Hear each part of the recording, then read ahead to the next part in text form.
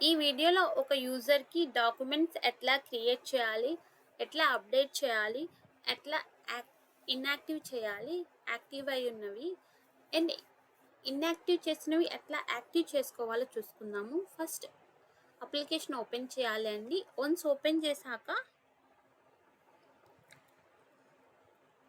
ఇక్కడ మీకు డాక్యుమెంట్స్ అని కనిపిస్తుంది కదండీ! ఈ డ్రాప్ డౌన్ ఓపెన్ చేయాలి. ఓపెన్ చేశాక మీకు జాయినింగ్ డాక్యుమెంట్స్ అని కనిపిస్తుంది కదండీ! దీని మీద క్లిక్ చేయాలి. వన్స్ క్లిక్ చేశాక మీకు ఇట్లా పేజ్ వస్తుందనమాట డాక్యుమెంట్స్ అని చెప్పి. ఈ డాక్యుమెంట్స్‌లో ఆల్ యూజర్స్ వస్తారు. లైక్ మనము క్రియేట్ చేసుకున్నాం కదండీ! యూజర్ పర్మిషన్స్‌లో రోల్స్ కొన్ని ఆ రోల్స్ అన్నీ ఇక్కడ వస్తాయన్నమాట. ఇక్కడ మీకు క్రియేట్ డాక్యుమెంట్ అని చెప్పి ఒక బటన్ కనిపిస్తుంది కదండీ! దీని మీద క్లిక్ చేయాలి. క్లిక్ చేసుకున్నాక ఇది మనకు ఒక పేజ్‌కి నావిగేట్ చేస్తుందనమాట. అది డాక్యుమెంట్స్ అని చెప్పి. ఇందులో ఏంటి అంటే ఒక పర్టిక్యులర్ రోల్‌కి మనం డాక్యుమెంట్స్ అనేది క్రియేట్ చేసుకోవచ్చు. లైక్ వాళ్ళ దగ్గర నుంచి కలెక్ట్ చేసుకున్న డాక్యుమెంట్స్ అనమాట. డాక్యుమెంట్ నేమ్ ఇవ్వాలి ఇక్కడ. లైక్ పాదారా, పానా అని చెప్పి. నేను ఆధార్ కార్డ్ ఇస్తున్నా. రోల్ ఈ డాక్యుమెంట్ అనేది ఎవరికి క్రియేట్ చేస్తున్నారు? ఆర్గ్-అడ్మిన్‌కా, హెడ్ ఆఫ్ ద డిపార్ట్మెంట్‌కా, స్టూడెంట్‌కా, టీచర్‌కా, డ్రైవర్‌కా అని చెప్పి నేను హెడ్ ఆఫ్ ద డిపార్ట్మెంట్‌కి ఇస్తున్నా అండి. డాక్యుమెంట్ అవసరం ఉందా? ఈజ్ రిక్వర్డ్ అంటే మీ ఇష్టం క్లిక్ చేసుకోవచ్చు. అదే చెక్ బాక్స్ అనేది క్లిక్ చేసుకోవచ్చు, అన్‌క్లిక్ చేసుకోవచ్చు అండ్ డిస్క్రిప్షన్ కూడా ఇవ్వాలి. ఇక్కడ ఏంటి అంటే ఆధార్ కార్డ్ అని చెప్పి నేను డిస్క్రిప్షన్ ఇస్తున్నాను అండి. ఆధార్ కార్డ్ ఇస్ మ్యాండేటరీ అని చెప్పి.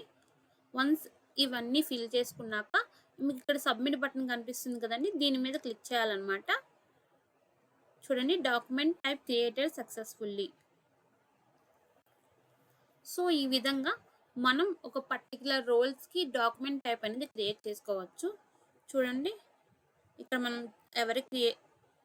మనం ప్రీవియస్గా ఇప్పుడు క్రియేట్ చేసిన డాక్యుమెంట్ టైప్ అనేది వచ్చిందనమాట. ఇక్కడ మనం ఏంటంటే ఆల్ యూజర్స్ కనిపిస్తుంది కదండి, ఇది రోల్స్ బట్టి ఏ యూజర్స్కి ఏ డాక్యుమెంట్ టైప్ క్రియేట్ చేసామో కూడా ఇక్కడ చూసుకోవచ్చు అనమాట. ఆర్గ్-అడ్మిన్, ఎంపిటీ, ఇంతకుముందు మనం హెచ్ఓడి క్రియేట్ చేసాం కదా, చూడండి హెచ్ఓడి, స్టూడెంట్. ఓకే, ఈ విధంగా మనం పర్టికులర్ రోల్కి డాక్యుమెంట్ టైప్ అనేది క్రియేట్ చేసుకోవచ్చు అనమాట. ఈ డాక్యుమెంట్ టైప్ అనేది మీకు ఎక్కడ విజిబుల్ అవుతుందో నేను మళ్ళీ మీకు చూపిస్తా. ఇప్పుడు డాక్యుమెంట్ టైప్ అనేది ఎట్లా క్రియేట్ చేసాలో చూసుకున్నాం కదా. ఇప్పుడు క్రియేట్ చేసిన డాక్యుమెంట్ టైప్లో చేంజెస్ ఎట్లా చేయాలి, లైక్ అప్డేట్ ఎట్లా చేసుకోవాలో చూద్దాము. ఇగోండి, ఇక్కడ డాక్యుమెంట్ టైప్ ఉంది కదా, మీకు ఇక్కడ యాక్షన్ అని చెప్పి ఈ సింబల్ కనిపిస్తుంది కదండి, ఇది అప్డేట్ సింబల్ అనమాట. దీని మీద వన్స్ క్లిక్ చేద్దాము. క్లిక్ చేశాక చూడండి, ఇది వచ్చేమి వన్స్ క్లిక్ చేయగానే మనకి అప్డేట్ డాక్యుమెంట్ టైప్ అని చెప్పి పేజ్కి నావిగేట్ చేసింది. ఇక్కడ ఏంటి అంటే మనం డాక్యుమెంట్ డీటెయిల్స్ అప్డేట్ చేసుకోవచ్చు. ఇంతకుముందు స్మాల్ సి ఉండేది కదండి, ఇప్పుడు నేను క్యాపిటల్ సి ఇస్తున్నా. And Aadhaar card is mandatory ఉండేది కదండి, నేను మ్యాండేటరీ తీసేసి ఆధార్ కార్డ్ అని చెప్పిస్తున్నా. వన్స్ మీరు ఏమేమి చేంజ్ చేయాలనుకుంటున్నారో అవి చేంజ్ చేశాక మీకు ఇక్కడ అప్డేట్ బటన్ కనిపిస్తుంది కదండి, దీని మీద క్లిక్ చేయాలన్నమాట. సో డాక్యుమెంట్ టైప్ అప్డేటెడ్ అని చెప్పి మనకు పాపప్ మెసేజ్ వచ్చింది. చూద్దాం ఎంతవరకు అప్డేట్ అయిందో. చూడండి, ఇంతకుముందు స్మాల్ సి ఉంది, ఇప్పుడు క్యాపిటల్ సి అయింది. డిస్క్రిప్షన్ వచ్చి మా ఆధార్ కార్డ్ ఇస్ మ్యాండేటరీ ఉండేది, ఇప్పుడు ఆధార్ కార్డ్ అయింది. సో ఈ విధంగా మనం ఒక డాక్యుమెంట్ టైప్ అనేది అప్డేట్ చేసుకోవచ్చు అనమాట. ఇప్పుడు ఒక డాక్యుమెంట్ టైప్ని ఎట్లా ఇన్యాక్టివ్ చేయాలో చూద్దాము. మనకి ఇక్కడ 2 వేస్ ఉన్నాయండి ఇన్యాక్టివ్ చేయడానికి. ఫస్ట్ వే చూద్దాము. ఫస్ట్ వే ఏంటి అంటే మీకు ఇక్కడ మళ్ళీ ఎడిట్ బటన్ కనిపిస్తుంది కదండి, దీని మీద క్లిక్ చేయాలి. క్లిక్ చేశాక మీకు ఇక్కడ ఇట్లా పేజ్ వస్తుంది కదా, అప్డేట్ డాక్యుమెంట్ టైప్ అని చెప్పి. మీకు ఇక్కడ ఈజ్ యాక్టివ్ అని కనిపిస్తుంది కదండి, దీని మీద ఈ చెక్ బాక్స్ సెలెక్ట్ అయి ఉంది కదా, ఇది అన్చెక్ చేయాలన్నమాట. అన్చెక్ చేసి ఇక్కడ మీకు అప్డేట్ బటన్ కనిపిస్తుంది కదండి, దాని మీద క్లిక్ చేయాలి. చూడండి, ఇంతకు ముందు డాక్యుమెంట్ టైప్ అనేది ఈజ్ యాక్టివ్లో యాక్టివ్ అని ఉండేది. ఇప్పుడు ఇన్యాక్టివ్ అయింది. సో ఈ విధంగా ఒక యాక్టివ్ ఉన్న డాక్యుమెంట్ని ఇన్యాక్టివ్ చేసుకోవచ్చు. అండ్ ఇన్యాక్టివ్ అయిన డాక్యుమెంట్ని ఎట్లా యాక్టివ్ చేసుకోవాలో చూద్దాము. చూడండి, ఇది ఇన్యాక్టివ్ చేసాం కదా.